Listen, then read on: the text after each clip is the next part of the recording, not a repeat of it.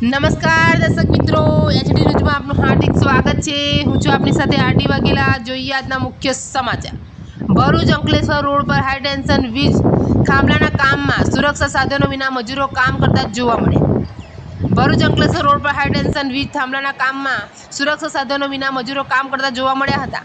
મજૂરો કોઈપણ પ્રકારની સુરક્ષા વ્યવસ્થા વિના ઊંચાઈ પર કામ કરતા જોવા મળતા મજૂરોની સલામતી અંગે ગંભીર પ્રશ્નો ઊભા થયા છે। ભરૂચથી અંકલેશ્વરને જોડતો માર્ગ પર આવેલા છાપરા અને અંડાળા ગામ વચ્ચે હાઈ ટેન્શન વીજ થાંભલાનું કામ ચાલી રહ્યું છે। આ દરમિયાન સ્થળ પર કામ કરતા મજૂરો કોઈપણ પ્રકારની સુરક્ષા વ્યવસ્થા વિના ઊંચાઈ પર કામ કરતા જોવા મળતા મજૂરોની સલામતી અંગે ગંભીર પ્રશ્નો ઊભા થયા છે। પ્રત્યક્ષદર્શીઓના જણાવ્યા મુજબ મજૂરો અંદાજે 150 ફૂટ જેટલી ઊંચાઈએ કામ કરી રહ્યા હતા, પરંતુ તેમની પાસે safety belt, safety kit, helmet સહિતના જરૂરી સુરક્ષા સાધનો ઉપલબ્ધ નહોતા। જાગૃત નાગરિક દ્વારા મજૂરો સાથે કરાયેલી પૂછપરછ દરમિયાન તેમણે જણાવ્યું હતું કે તેમને કામ દરમિયાન કોઈપણ પ્રકારની સુરક્ષા સામગ્રી આપવામાં આવતી નથી। આ સમગ્ર ઘટનાએ અનેક સવાલો ઊભા કર્યા છે। શું મજૂરોના જીવના જોખમે કામ કરાવી માત્ર નફો કમાવાનો પ્રયાસ કરી રહ્યા છે?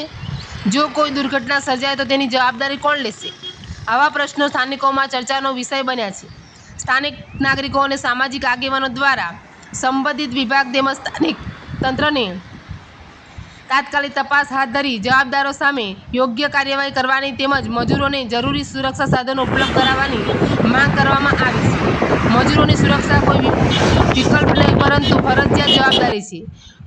વિકાસના કામો સાથે માનવજીવોની સલામતીને અવગણના ન થાય તે માટે તંત્રે કડક વલણ અપનાવવાનું જરૂરી માન્યું છે।